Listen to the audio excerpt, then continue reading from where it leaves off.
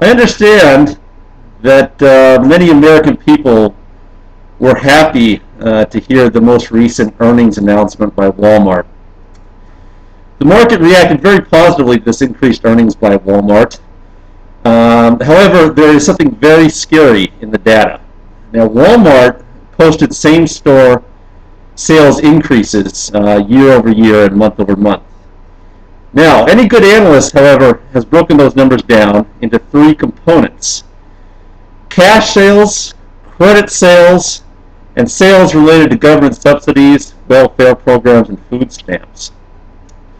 There was actually a decrease in revenue associated with cash sales, a slight increase associated with sales due to credit, people using their credit cards, what little capacity they have left to borrow on those credit cards. Burn them. However, there was a 60% increase in welfare programs, i.e. people using food stamps to buy food at Walmart. This was the greatest contributor of this increase in earnings, same store, year over year, month over month. If you actually back out the earnings related to food stamps and welfare programs, Walmart lost money in the most recent quarter. The largest retailer in the world. People no longer have the ability to go to a Walmart and buy a Blu-ray player.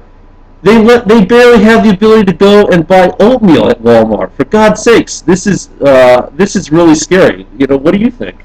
Well, for those of you who can't understand what he's trying to tell you, he's telling you that if you're watching this, it's most likely that you're on food stamps.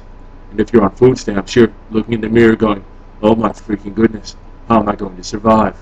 And then the light goes on and you say to yourself, I'll just go shopping at Walmart because they're the cheapest place I can get food.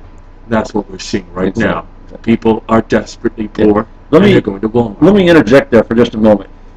Also, what was reported by Walmart stores is an increase in what they call A, bad debt allowance, meaning that Walmart believes that people who have borrowed from them using their credit card or in-store credit will default on it. So the accounting requires you to report a perceived increase, and they have done that, which will be a negative effect on earnings. What do you remember what that percentage was for the perceived increase? Was it? Yeah, I believe it's actually an increase of almost 20% in bad debts. Dang. So what Walmart is saying is they believe that 1 in 5 people that they have extended credit to, either in store sales or utilizing Walmart's credit card, they will default.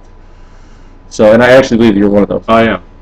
In addition, Walmart and other major retailers, when they post earnings, they have a line item that's related to loss, and this loss is actually due to theft.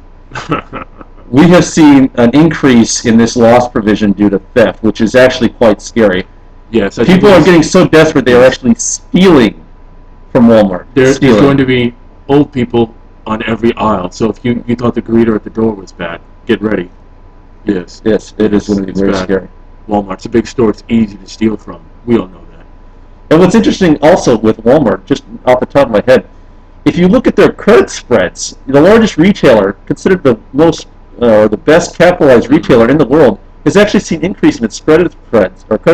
You know what that suggesting means? That there's a higher risk of them failing, insolvency, inability to pay back their debt.